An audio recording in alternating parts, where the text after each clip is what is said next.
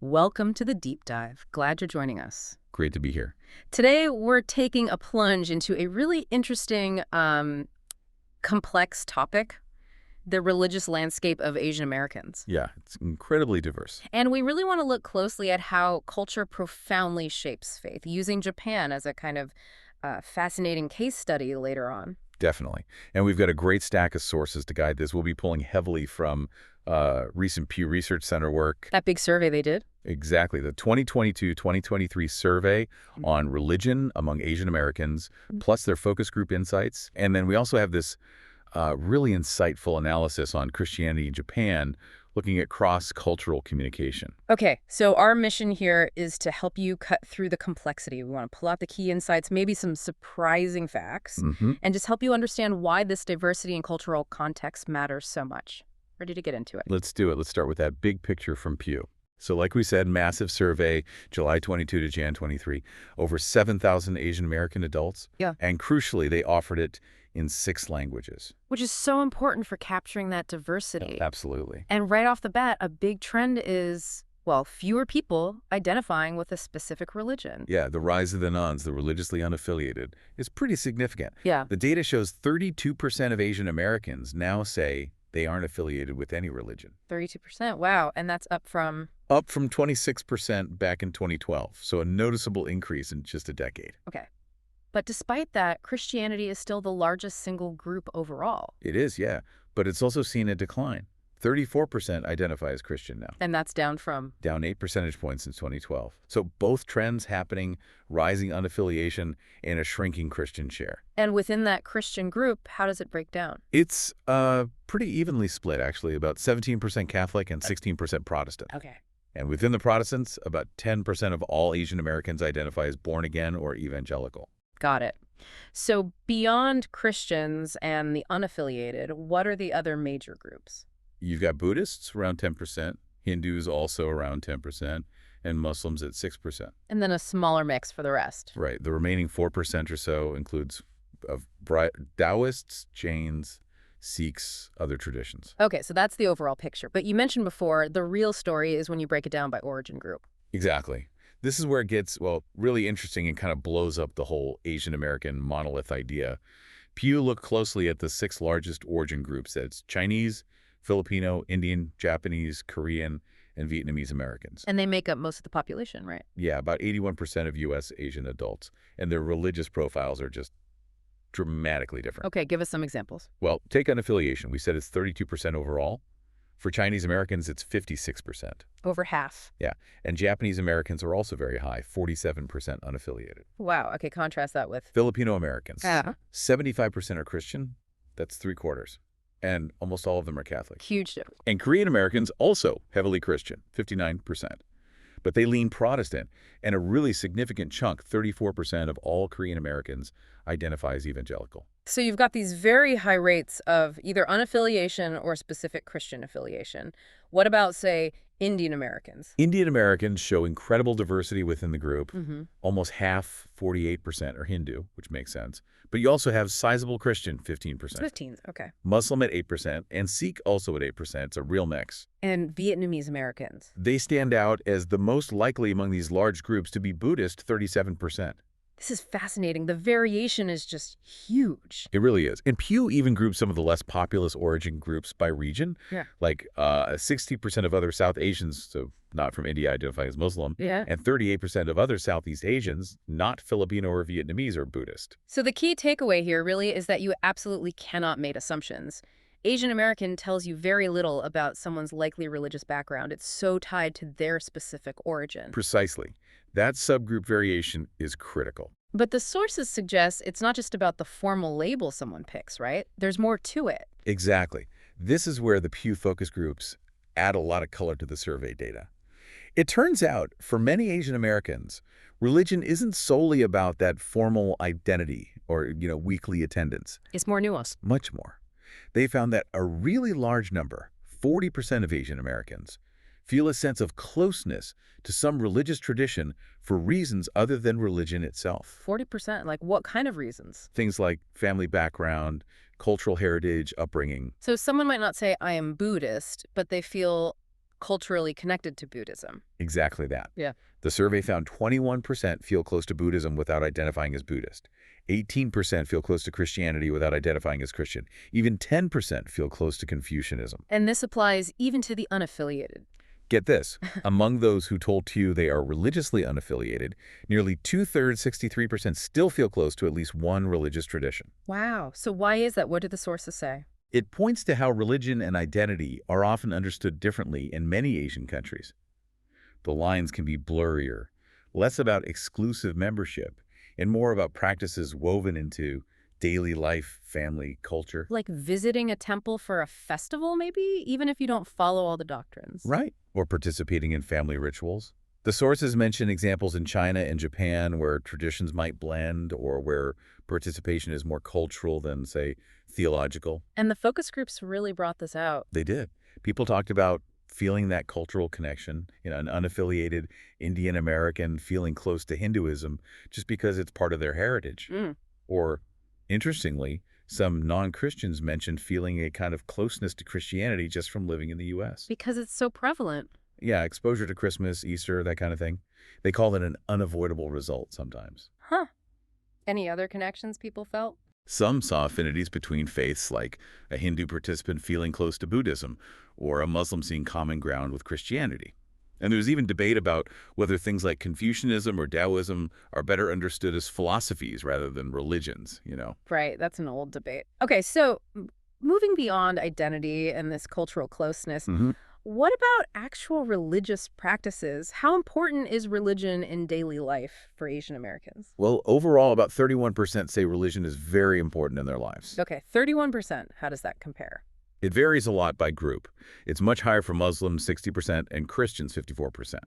But significantly lower for Japanese and Chinese Americans, which fits with their high unaffiliation rates. And younger folks are less likely to say it's important. Right. U.S.-born Asian Americans are less likely than foreign-born to say it's very important. And overall, Asian Americans are somewhat less likely than the general U.S. public to rate religion as very important, 31% versus 41% for all U.S. adults. Okay. What about showing up for services, attendance?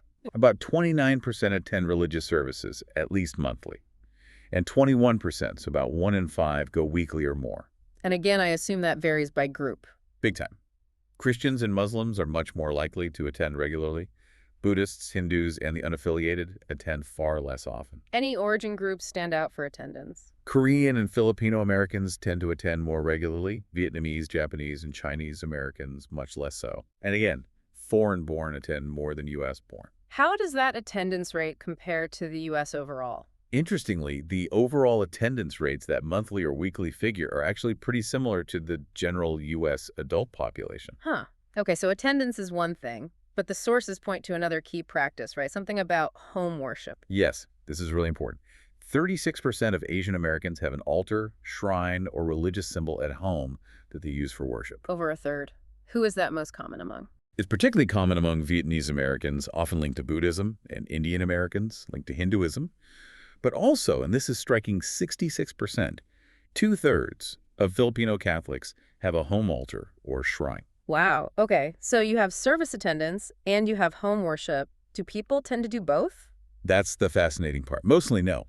The data shows only 15% of Asian Americans do both things.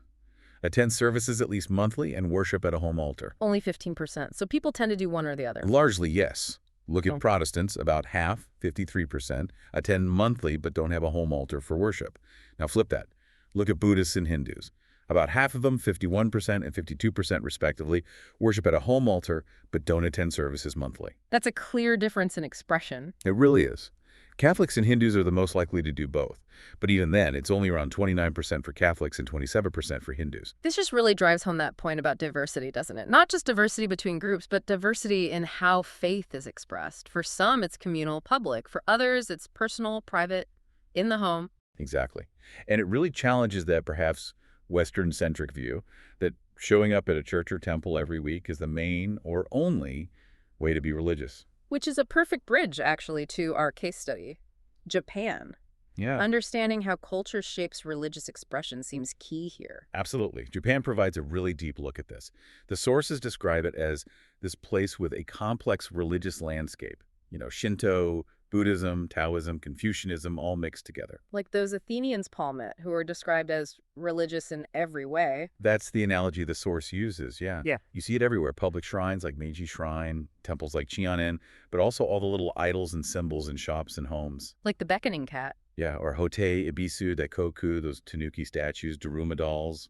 They're just part of the fabric of life. Yet Christianity often gets perceived differently, as foreign. Right. The source uses that phrase, proclaimer of foreign divinities. It can be seen as an outside import, even though, Jesus was born in Asia and Buddhism originally came from outside Japan, too. So what is it about the cultural context in Japan that makes communicating something like Christianity, well, challenging? What are the key worldview differences? The analysis we're looking at really zeroes in on three big ones. First is the difference between collectivistic and individualistic cultures. Okay, explain that. Well, Japanese culture is often described as highly collectivistic. Your identity is deeply tied to your group, family, company, school. Family name comes first.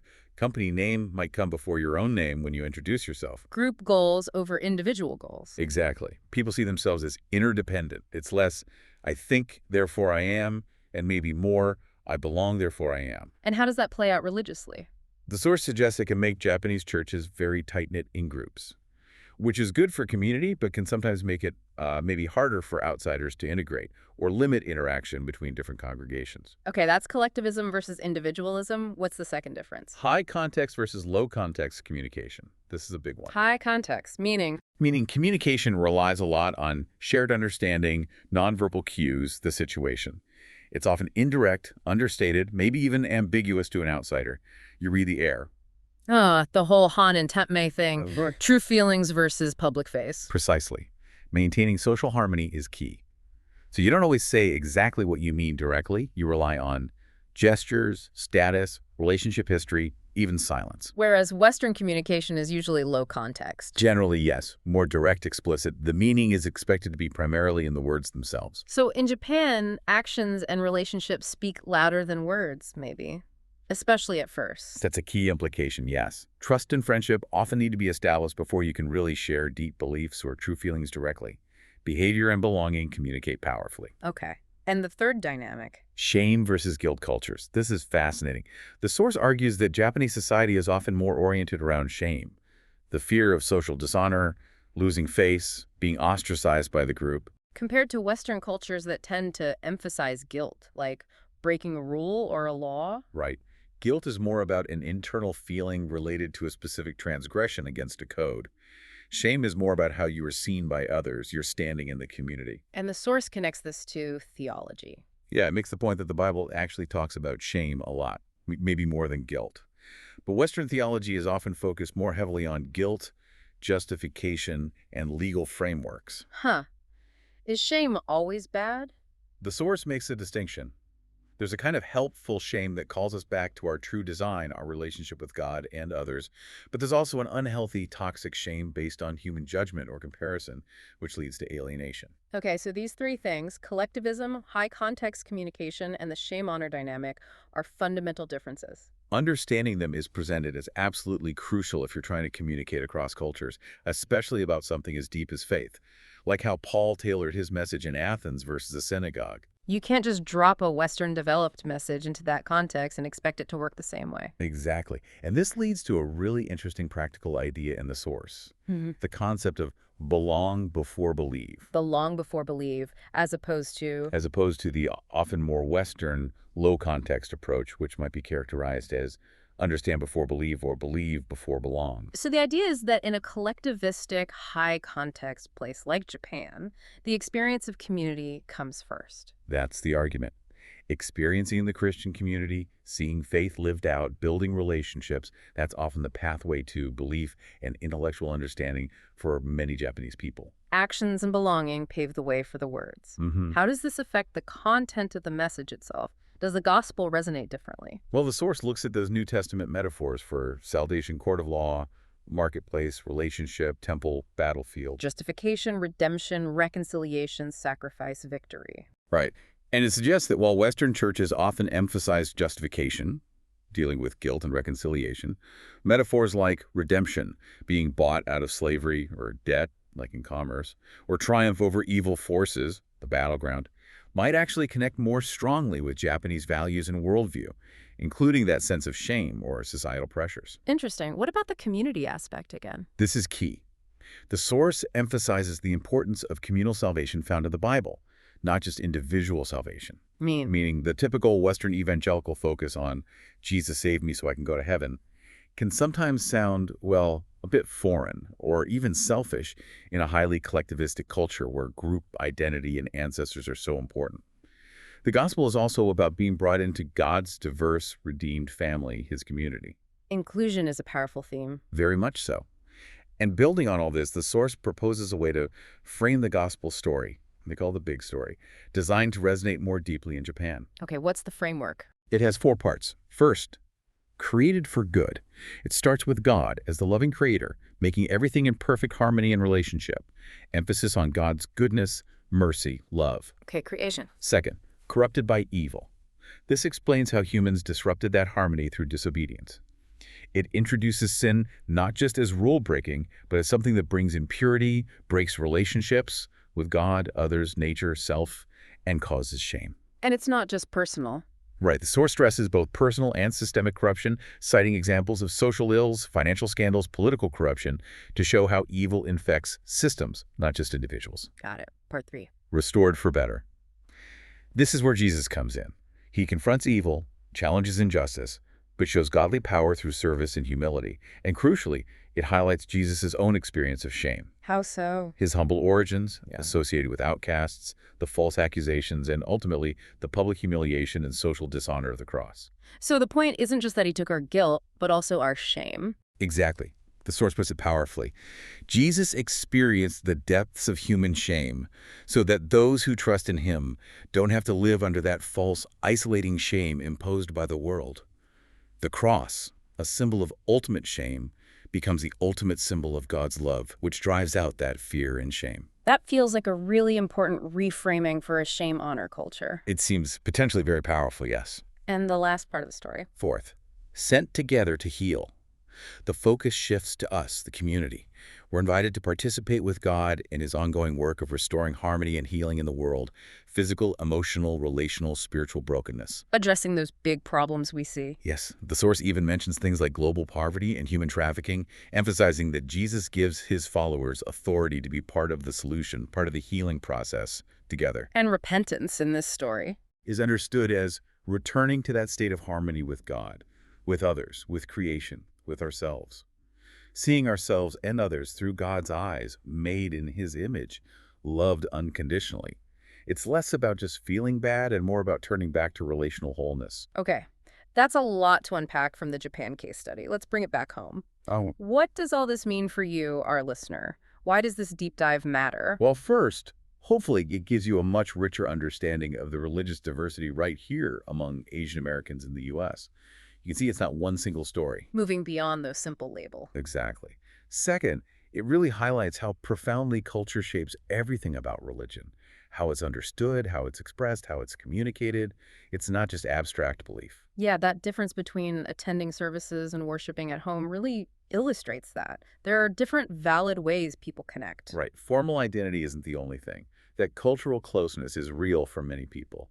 And the Japan example, even though it's specific, it teaches us so much about cross-cultural communication in general, doesn't it? Thinking about collectivism, context, shame, those apply broadly. They really do. It pushes us to be more aware, more sensitive listeners and communicators across any cultural difference. And finally, maybe it makes us think about the messages we share, whether religious or not, how framing things differently, using different metaphors. Like emphasizing community, or triumph over evil, or addressing shame directly. But can help those messages connect more effectively in different contexts. Absolutely. So, to sum up, we've seen the incredible diversity of Asian American faith, the significance of cultural connection and varying practices, and how deeply cultural frameworks, like we saw in Japan, impact everything from understanding to communication. It's a complex picture, but hopefully a clearer one now. And maybe here's a final thought for you to chew on. We talked a lot about shame and honor in the Japanese context, contrasting it with guilt and justice. How might paying more attention to those concepts of shame and honor alongside guilt deepen our own understanding of faith, community, and maybe even ourselves, no matter what our cultural background is? That's a great question to ponder.